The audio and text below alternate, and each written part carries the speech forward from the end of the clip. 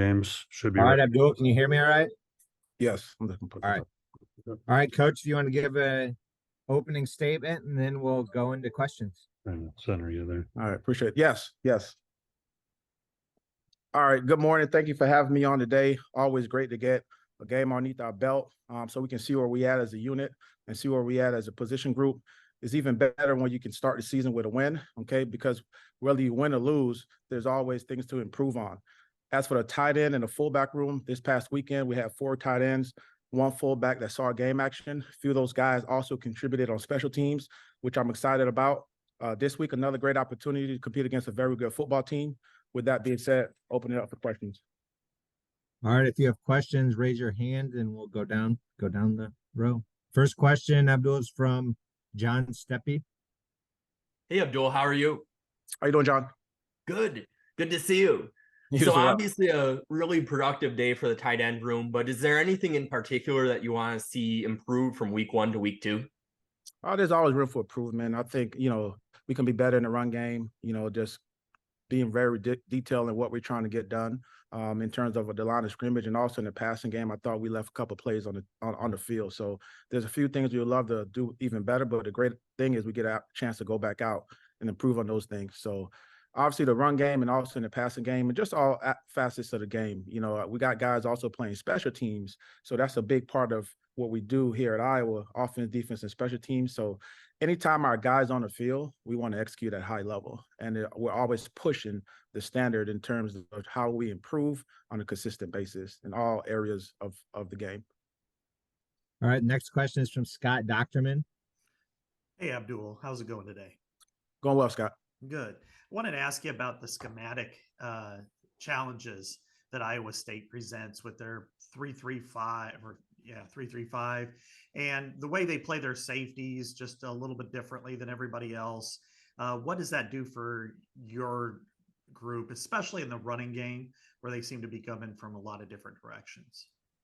Yeah, obviously the great question. The 3-3-5 look give you a lot of different challenges because it's not something you see on a consistent basis, throughout week in and week out in college football. Typically, you can see a 4-down team, or sometimes you'll see a 3-4 look. So that 3-3-5 is a unique way that they're playing defense. But when you kind of look at it, the end of the day, they're trying to get that ball outside, and that middle of the field safety, they'll allow him to kind of roam and play freely inside out to the football. So it creates challenges because I don't know how many rules they have defensively, but I know those guys are playing fast.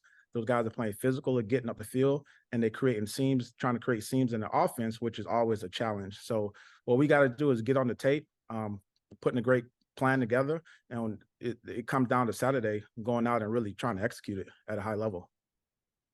All right, next question is from Chad Leistico.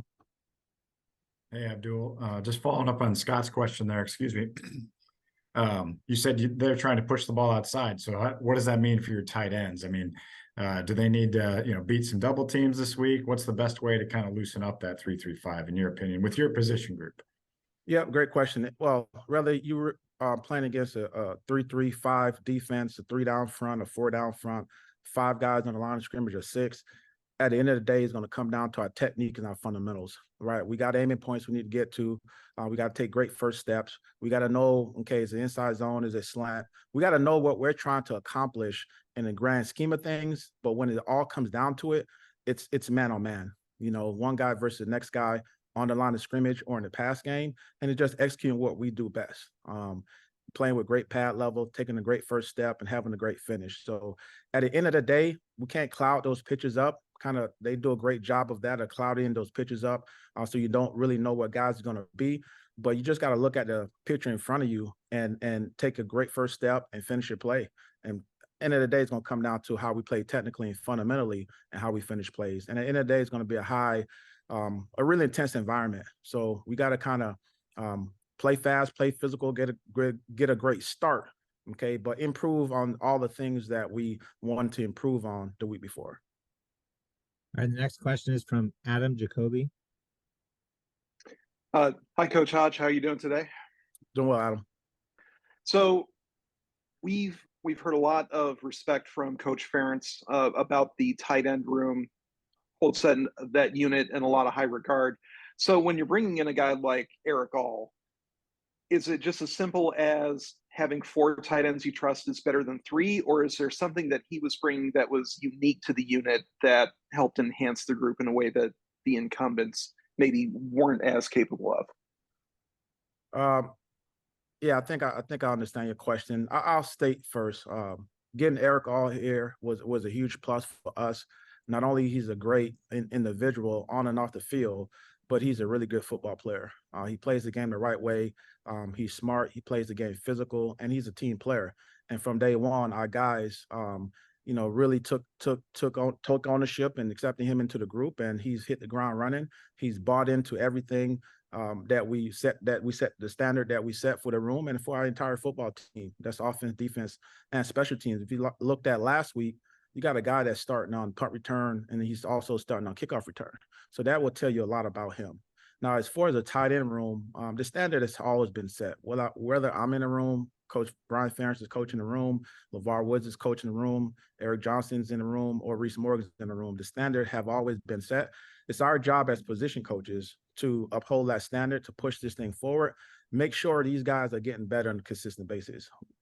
Last year we played with 2 tight ends, 1 fullback. So you got 3 guys playing pretty much 100% of the snaps. This past weekend you saw, 4 tight ends playing and 1 fullback. So now you got 5 guys in that room that are playing. My job as a position coach is to get how many guys can we get above the line that is able to play at a high level, able to execute a game plan at a high level. So Coach Ferentz, Brian Ferentz, could look out and he can say, okay, well, we got a lot of guys that can play 3, 4, 5 tight ends, a couple fullbacks, and let him choose who he wants to put on the field. But it's my job to get as much guys as ready as possible. And this is a long season. So the more guys you can get that can execute at a high level, the better it's going to be for our entire football team. Great, thank you. Next question is from Tyler Talkman. Hey, Coach, I hope you're doing well. Kind of going off of the question about Eric, when he was in the transfer portal, what made you guys want to add him? What just kind of initially stood out during that process? 2 things. One, I believe I wasn't here, but when he was coming out of high school during the recruiting process, Calvin Bell and a couple of other coaches were trying to recruit him. Obviously, he selected to go to another program, and then once he became available in the transfer portal, we played against him in the Big Ten championship game. So that's all you really need to know about him, is that he was a really good player. He was selected as a team captain. We had a void with Sam Laporta getting drafted and going on to play in the NFL. So we needed some production in the room, and he's a guy that kind of stood out to us. And the first time meeting him, you'll know that this guy loves football.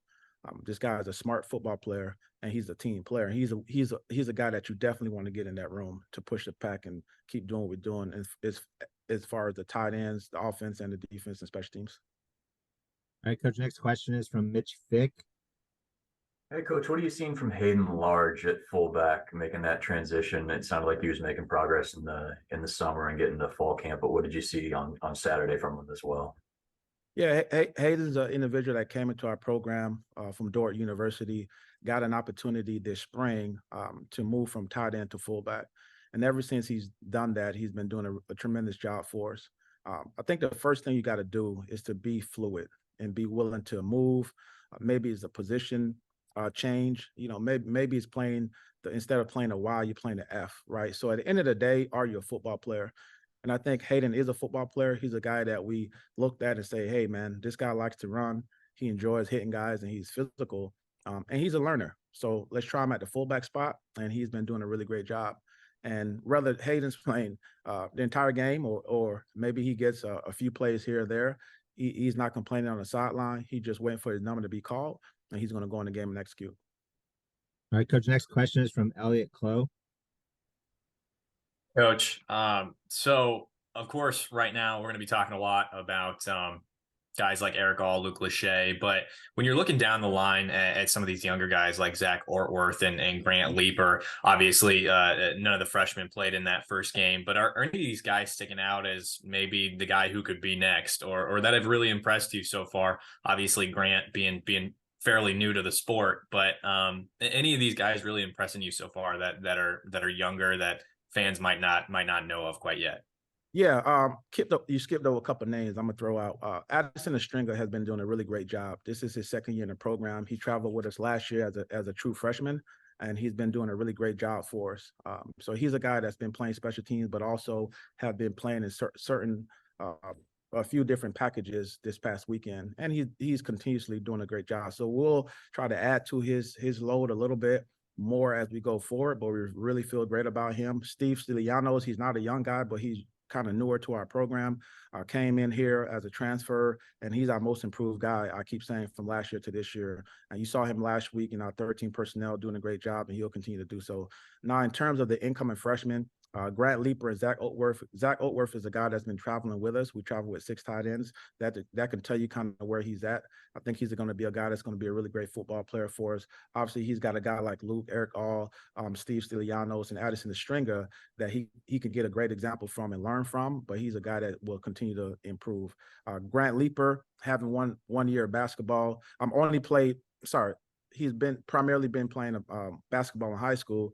His senior year, he went out for football and kind of became a really good football player within that first year. So he's going to take some time to develop and get in our program. But if he stays with it, he continue to improve in the weight room and do everything that we're telling him to do and put the work in. He's going to be a good one for us. All right, Thanks, Coach. Coach. 2 more questions for you.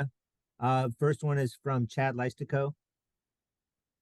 Have you ever seen Luke Lachey angry? He's always calm.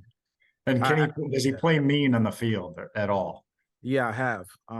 Luke's a different guy on the field, and I think he's coming more he's maturing as a overall individual on and off the field, understanding the difference between off the field being a good guy and it's okay when you're on the field to be a little asshole. So Luke's been doing a great job. He's playing the game fast and physical. I thought he played a physical game last week. We got to continue to push him and push the pack forward, and he'll play the game the right way. But Luke's a great guy, but on the field, he gets after it. And obviously, he's a team captain now. He's been a lot more vocal, and he's been doing a great job for us. So look forward to him continues to have a lot of production, both in the run game and in the passing game.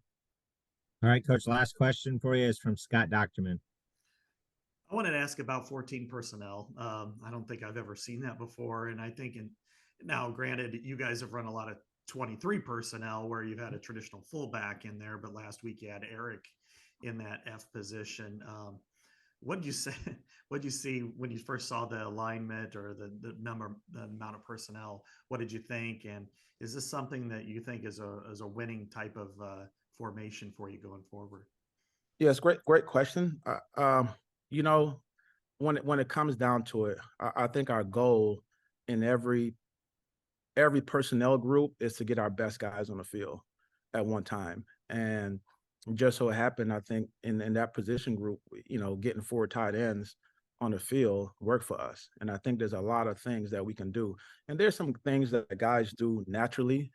Eric All being one of them. He's a natural football player. He got a great feel for many different spots within our offense. So why not put him at the fullback position and see if we can gain an advantage from there. Hopefully we can continue to build on that as we go forward. But whether it's 13 personnel, 14 personnel, 11 personnel, 12, or there's no tight ends on the field, right?